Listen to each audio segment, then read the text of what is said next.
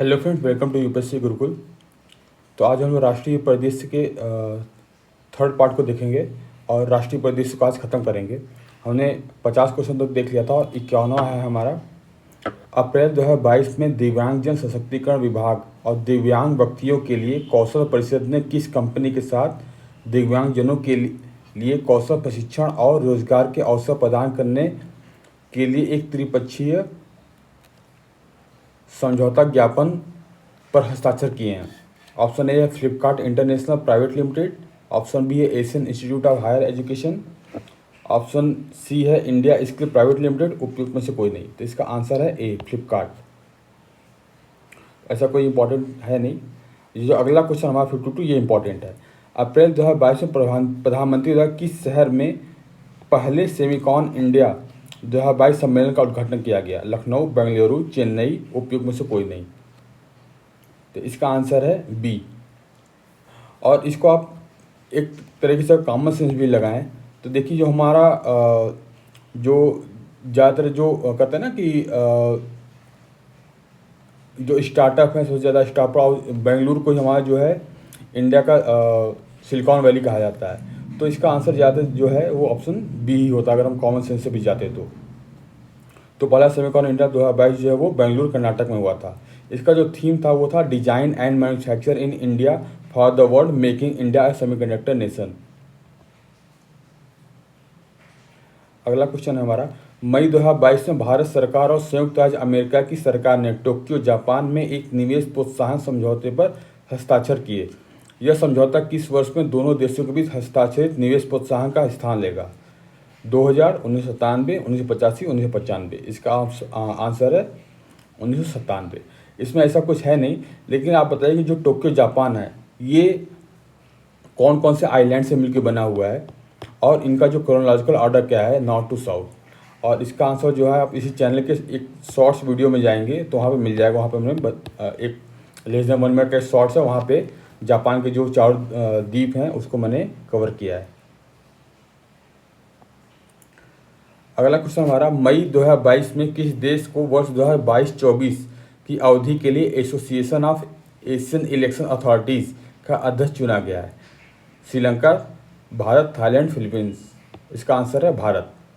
तो association of Asian election authority AAEA ये क्या है? ये 1998 मनीला फिलीपींस में जो उसका इस्टेब्लिशमेंट हुआ था। इलेक्शन कमीशन ऑफ इंडिया जो है भारत निर्वाचन आयोग, इसका फाउंडिंग मेंबर है और इसका ऑब्जेक्टिव है ये एक ऐसा फोरम जो है एशिया रीजन में एक ऐसा फोरम प्रदान करेगा जहाँ पे जो बेस्ट एक्सपीरियंस और बेस्ट प्रैक्टिस है इलेक्शन अथॉरिटी द्वारा वो आपस में शेयर करेंगे। और AAEA के जो कार्यकारी बोर्ड, एग्जीक्यूटिव बोर्ड और महासभा जन असेंबली का जो बैठक हुई थी वो फिलीपींस मनीला में हुई थी। और इसमें इलेक्शन कमीशन ऑफ इंडिया जो है वो पार्ट 15 में है और इसका आर्टिकल जो है 324 लेकर 329 तक है और इसके मेंबर्स जो है उनको अपॉइंट जो है प्रेसिडेंट करता है। तो ये चीज़ें जो है आप याद रखेंगे। अगला क्वेश्चन है 55, 21 मई 2022 को लॉन्च बायोटेक शोधकर्ताओं और स्टार्टअप के लिए एकल राष्ट्रीय पोर्टल किस मंत्रालय की पहल है? विज्ञान एवं प्रौद्योगिकी मंत्रालय, रक्षा मंत्रालय, स्वास्थ्य एवं परिवार मंत्रालय, वाणिज्य एवं उद्योग मंत्रालय। तो इसका आंसर है हमारा ए विज्ञान और प्रौद्योगिकी मंत्रालय।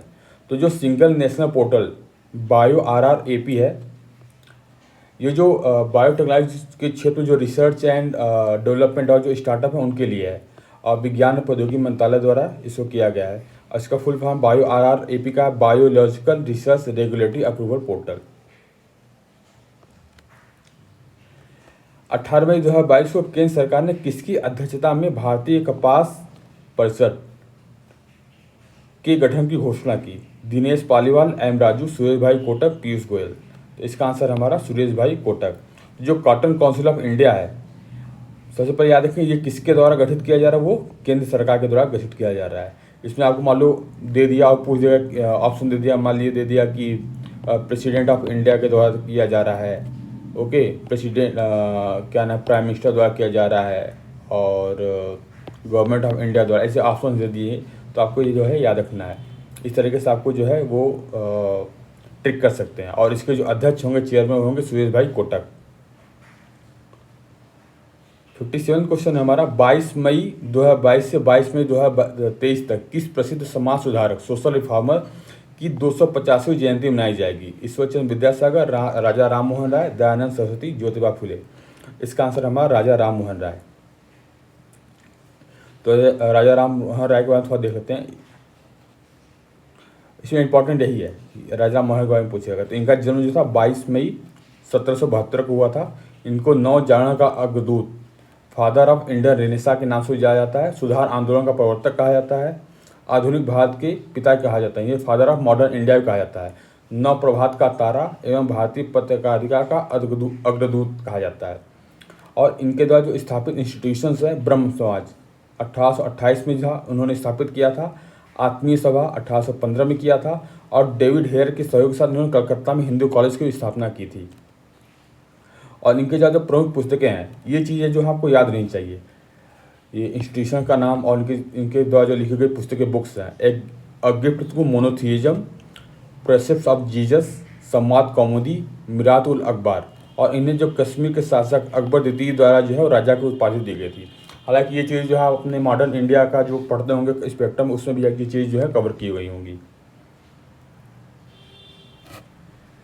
ये क्वेश्चन इंपॉर्टेंट है हमारा। 14 से 15 मई 2022 को पहला अतुल्य भारत अंतर्राष्ट्रीय क्रूज सम्मेलन कहाँ आयोजित किया गया था? कोचीन, विशाखापट्टनम, चेन्नई, मुंबई। तो इसका आंसर हमारा डी। तो जो first incredible India international cruise conference है, ये हमारा कहाँ पे हुआ है? मुंबई, महाराष्ट्र में। और इसका जो थीम है वो है developing India as a cruise hub. उद्देश्य क्या है? भारत को क्रूज यात्रियों के लिए एक वांछित गंतव्य के रूप में प्रदर्शित करना। तो ये इंपॉर्टेंट नहीं, याद रखना है कहाँ पे हुआ है? मुंबई, महाराष्ट्र में। उसका थीम जो है वो developing India as a cruise hub है। अगला है क्वेश्चन हमारा, मई 2022 में भारतीय कृषि अनुसंधान परिषद Indian council of agriculture research ने किस राज्य को वायरस मुक्त आलू के बीज के उत्पादन के लिए एक एरोपोनिक पद्धति का लाइसेंस प्रदान किया है? एरोपोनिक पद्धति क्या होता है? इसमें जो हम आलू होता है वो हम हवा में जो है उसे जो है उगाते हैं। तो इसका है ऑप्शन है मध्य प्रदेश, उत्तर प्रदेश, राजस्थान, उपयुक्त सभी। तो इसका आंसर हमारा मध्य प्रदेश। तो ये हमारा NPPCS के लिए जो है वो इम्पॉर्टेंट है। तो देखिए हवा में से इस तरह से इसको उगाया जाता है आलू को, एयर में। तो जो वायरस में गुणवत्ता वाले आलू बीज उत्पादन के लिए एरोपोनिक सिस्टम का लाइसेंस मध्य प्रदेश को दिया गया है। किसने दिया? ICAR ने, भारतीय कृषि अनुसंधान परिषद। और ये कहाँ पे इसका मुख्यालय है? नई दिल्ली में। ये चीज़ याद रखेंगे। और एक चीज़ याद रखेंगे, सेंट्रल पोटैटो रिसर्च इंस्टीट्यूट, केंद्रीय आलू अनुसंधान संस्थान, ये कहाँ पे है? ये हिमाचल प्रदेश में है। ओके, तो ये दो चीज़ याद रखेंगे। ICAR जो है नई दिल्ली में है और सेंट्रल पोटैटो रिसर्च इंस्टीट्यूट ये शिमला में है। और ICAR ने जो है एरोपोनिक की जो लाइसेंस है ये दिया है मध्य प्रदेश को। अगला क्वेश्चन हमारा इंपॉर्टेंट है, 5 जून 2022 को किसने मगहर वाराणसी में संत कबीर अकादमी तथा अनुसंधान केंद्र का उद्घाटन किया? एम वेंकैया नायडू, नरेंद्र मोदी, योगी आदित्यनाथ, रामनाथ कोविंद। तो इसका आंसर हमारा डी। संत कबीर अकादमी तथा अनुसंधान केंद्र ये पूरी जगह कहाँ पे हुआ है? तो पहले आंसर होगा उसका मगहर वाराणसी में। किसने किया है? रामनाथ कोविंद में। ओके, इसके अलावा जो है राष्ट्रपति ने यहाँ पे स्वदेश दर्शन योजना का भी उद्घाटन किया है। तो हम थोड़ा स्वदेश दर्शन स्कीम के बारे में देख लेते हैं। सबसे पहले याद रखेंगे ये 2014-15 में जो है लॉन्च किया गया था। ओके, याद रखें लॉन्च वहाँ किया गया था, उद्घाटन यहाँ पे उसके अंतर्गत जो है जो कबीर है उसके एक थीमेटिक सर्किट के अंदर जोड़ा गया होगा। तो याद रखेंगे 2014-15 में इसका जो है स्टार्ट किया गया था। इसके अंदर क्या होता है, हम थीम बेस्ड जो है टूरिस्ट सर्किट को जो है वो डेवलप करेंगे। एक थीम पे जो है एक टूरिस्ट सर्किट जो भी, जैसे कि मान लीजिए आगे हम देखते हैं, इसके अंदर जो 15 थीमेटिक सर्किट जो है उनको डेवलप किया जाएगा। और ये मिनिस्ट्री ऑफ टूरिज्म का जो है इसको जो है संचालित कर रहा है। तो जो 15 थीमेटिक सर्किट है वो कौन कौन से हैं? Buddhist circuit. अब जैसे मैं बोला थीम, तो थीम क्या है? Buddhist circuit. अब इसमें जो बुद्धा से रिलेटेड जो भी स्थान है, जैसे कि मान लीजिए आपका हो गया बोध गया हो गया। बोध गया के बाद जो आपका यूपी में बनारस में सारनाथ होगा। इस तरह से जो बुद्धा से जो रिलेटेड सारे स्थान हैं उनको एक थीम के रूप में, एक सर्किट के रूप में डेवलप किया जाएगा। ऐसे बुद्धिस्ट सर्किट हो जाएगा, कोस्टल सर्किट हो जाएगा, desert circuit, eco circuit, heritage circuit, Himalayan circuit है, कृष्णा सर्किट, जो कृष्ण भगवान से रिलेटेड जो भी स्थान है, जैसे मथुरा हो गया, द्वारका हो गया, इनको जोड़ा जाएगा। नॉर्थ ईस्ट सर्किट है, रामायण सर्किट है, रूरल सर्किट है, स्पिरिचुअल सर्किट है, सूफी सर्किट है, तीर्थंकर सर्किट है, ट्राइबल है और वाइल्ड लाइफ सर्किट है। तो ये जो 15 थीम्स हैं। अगला 61वां क्वेश्चन है हमारा, हाल ही में हुई प्रधानमंत्री नरेंद्र मोदी की नेपाल यात्रा से संबंधित निम्न कथनों पर विचार कीजिए। वह 16 मई 2022 को लुम्बिनी नेपाल की आधारिक यात्रा पर रहे। यह उनकी लुम्बिनी की पहली यात्रा थी। इस यात्रा के दौरान 6 समझौतों, ज्ञापनों, समझौतों पर हस्ताक्षर किए गए। उपयुक्त में से कौन सा कथन सही है? 1 और 2, 2 और 3, 1 और 3 उपयुक्त सभी। तो इसका आंसर हमारा डी, सारे सही हैं। तो प्रधानमंत्री ने लुम्बिनी नेपाल की यात्रा की। इसमें ये चीज़ नहीं याद रखेंगे, याद रखेंगे जो ये बुद्ध जी की जयंती थी वो थी 2566। ये क्वेश्चन पूछा जा सकता है सीधे से बीपीएससी या किसी बीपीएससी में ज़्यादा ही पूछा जा चांसेज हैं कि बुद्ध जी की अभी कौन सी जयंती जो मनाई गई थी, 2566वीं। और लुम्बिनी में ही एक भारत अंतर्राष्ट्रीय बौद्ध संस्कृति एवं विरासत केंद्र, India international centre for Buddhist culture and heritage, जो है इसका निर्माण हो रहा है। तो ये कहाँ पे हो रहा है? लुम्बिनी, याद रखेंगे, लुम्बिनी नेपाल में। ये क्वेश्चन जो है आपका पूछा जा सकता है, इसे हम याद रखेंगे। हाल ही में लॉन्च गति शक्ति संचार पोर्टल किस मंत्रालय की पहल है? विज्ञान एवं प्रौद्योगिकी मंत्रालय, इलेक्ट्रॉनिक एवं सूचना प्रौद्योगिकी मंत्रालय, संचार एवं सूचना प्रौद्योगिकी मंत्रालय, ग्रामीण विकास मंत्रालय। तो इसका आंसर हमारा सी, सूचना एवं संचार एवं सूचना प्रौद्योगिकी मंत्रालय। तो गति संचार पोर्टल क्या है? इसमें जो दूरसंचार विभाग की ओर से मध्य प्रदेश राज्य इलेक्ट्रिक विकास निगम द्वारा इसको विकसित किया जा रहा है। ओके, ये क्वेश्चन जो है हमारा इंपॉर्टेंट है। हाल ही में किस संस्था ने राष्ट्रीय डाटा और एनालिटिक प्लेटफॉर्म लॉन्च किया? सीडैक, नीति आयोग, दूरसंचार विभाग, उपयुक्त में से कोई नहीं। तो इसका आंसर हमारा नीति आयोग। तो जो national data and analytics platform है, नीति आयोग ने किया है, इसे याद रखेंगे। और ये क्या करेगा, जो हमारा गवर्नमेंट डाटा है उसका जो एक्सेस है वो इम्प्रूव करेगा, और जो इंडियन डाटा है उसको ज़्यादा पब्लिक डोमेन में पब्लिसाइज करेगा। इससे क्या है कि जो ट्रांसपेरेंसी है वो और अकाउंटेबिलिटी हो ज़्यादा बढ़ेगी, इसे याद रखेंगे। मई 2022 में 20वीं पशुधन गणना के आधार पर नस्ल के अनुसार पशुधन और पोल्ट्री रिपोर्ट जारी की गई। इसके अनुसार रिपोर्ट में कितने मान्यता प्राप्त स्वदेशी मवेशी हैं? 30, 20, 15, 41। इसका आंसर हमारा डी, 41।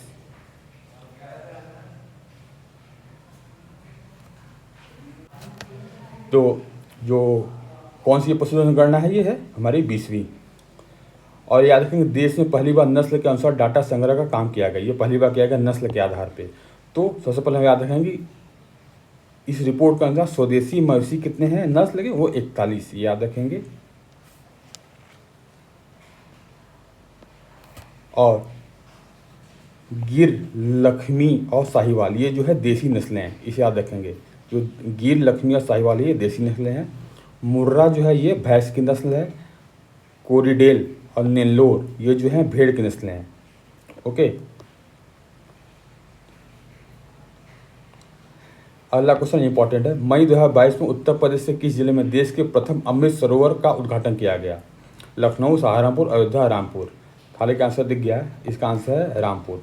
तो ये है हमारा रामपुर में जो अमृत सरोवर है वो है, ये है हमारा अमृत सरोवर, ये इसकी फोटो है। याद रखेंगे पटोरी, रामपुर, उत्तर प्रदेश में। तो ये हमारा यूपी स्पेशल हो जाएगा।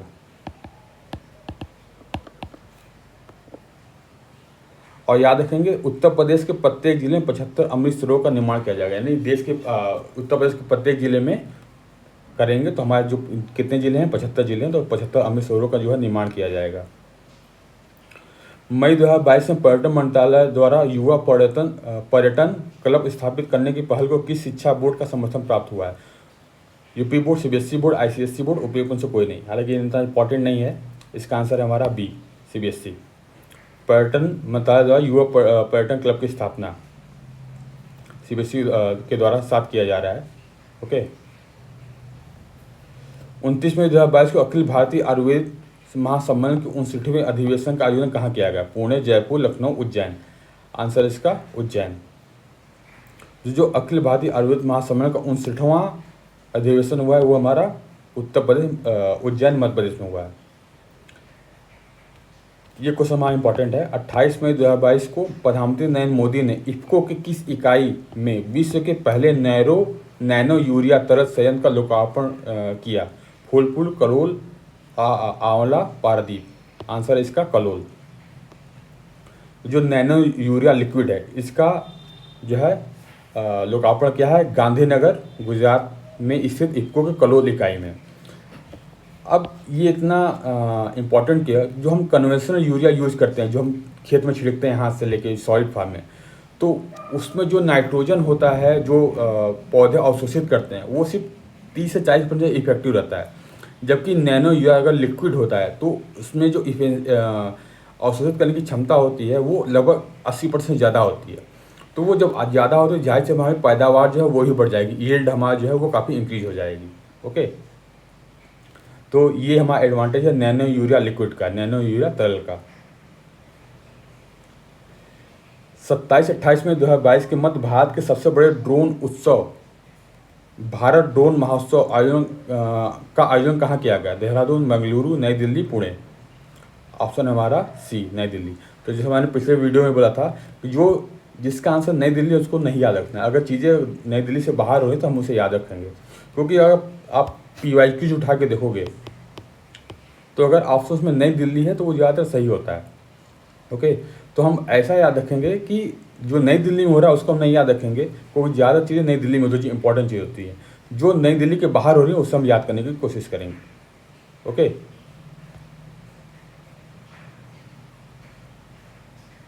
हाल ही में सर्वेक्षण पोत बृहद परियोजना के दूसरे पोत निर्देशक यार्ड 2026 का कब लॉन्च किया गया? 26 मई 2022, 20 मई 2022, 30 मई 2022, 18 मई 2022। हालांकि इस तरह के क्वेश्चन जो है UPPSC पूछना बंद कर दिए कि डेट से पूछे। तो इसका आंसर हमारा 26 मई 2022। सर्वेक्षण पोर्ट याद रखेंगे, एक पेट्रोलियम पोर्ट बृहद परियोजना, उसका नाम जो है निर्देशक है। ओके, चेन्नई के कट्टुपल्ली में इसे लॉन्च किया गया है। अगला 71 क्वेश्चन है, ये इंपॉर्टेंट है। हाल ही में कहाँ पर उत्तर भारत के पहले बायोटेक पार्क का उद्घाटन किया गया है? नॉर्थ इंडिया के मोहाली, मंडी, कठुआ, जालंधर। इसका आंसर हमारा कठुआ। उत्तर भारत के पहले बायोटेक पार्क का उद्घाटन जम्मू कश्मीर के कठुआ जिले के घट्टी में। ओके, अगला क्वेश्चन है DAY/NRLM Deendayal Upadhyaya national rural livelihood mission के संबंध में निम्नलिखित कथनों पर विचार कीजिए। इस मिशन के तहत महिला SHG सेल्फ हेल्प ग्रुप जो हैं सदस्यों के लिए 5,000 रुपये ओवरड्राफ्ट की सुविधा शुरू की गई। इसमें 5 करोड़ महिला SHG सदस्य लाभान्वित होंगे। उपयुक्त में से कौन सा कथन सही है? केवल एक, केवल दो, एक और दो, न तो एक, न तो दो। तो इसका आंसर हमारा सी। अब देखिए इस चीज़ को आप जो है जो मेंस है उसमें जो आपके GS देखो एक सेल्फ हेल्प ग्रुप के आपका जो है टॉपिक भी है, तो वहाँ पे आप जो है इसको यूज़ कर सकते हैं कि किस तरीके से गवर्नमेंट जो है इसको प्रोत्साहित कर रही है, सेल्फ हेल्प ग्रुप को कैसे उन्हें हेल्प कर रही है। अगला क्वेश्चन है हमारा, अप्रैल 2022 में रायसीना डायलॉग कार्यक्रम का आयोजन कहाँ किया गया? Berlin, Washington, Delhi, Singapore. Answer इसका दिल्ली। नई दिल्ली। कौन सा संस्करण था? 7वां। इसके अध्ययन कार्यक्रम आयोजनकर्ता कौन है? मिनिस्ट्री ऑफ एक्सटर्नल अफेयर, विदेश मंत्रालय और ऑब्जर्वर रिसर्च फाउंडेशन, ये दोनों मिलकर करते हैं। मुख्य अतिथि थे उर्सुला वॉन डेर लेयन, ये यूरोपीय आयोग के अध्यक्ष हैं। और 2022 का थीम क्या था? टेरा नोवा, इम्पैशंड, इम्पेशेंट एंड इम्पेरिल्ड। ओके, और ये जो हमारा रायसीना डायलॉग है ये रायसीना ये 2016 से स्टार्ट हुआ था और यह सिंगापुर का जो सांग्लिया डायलॉग है उसी के तर्ज पर आधारित है और यह भारत के प्रमुख विदेश निधि का जो है एक भाग है। इस सम्मेलन के साथ ही बर्लिन, जर्मनी और वाशिंगटन USA में एक साइड इवेंट भी स्थापित किए गए थे। तो ये क्वेश्चन पूछा जाता है कि जो साइड इवेंट है वो कहाँ पे के आयोजित किए गए थे वो थे बर्लिन और वाशिंगटन में। तो इसी के साथ हमारा जो राष्ट्रीय परिदृश्य है वो ख़त्म होता है। अब नेक्स्ट पार्ट से हम लोग जो है जो अंतर्राष्ट्रीय परिदृश्य है उसे स्टार्ट करेंगे।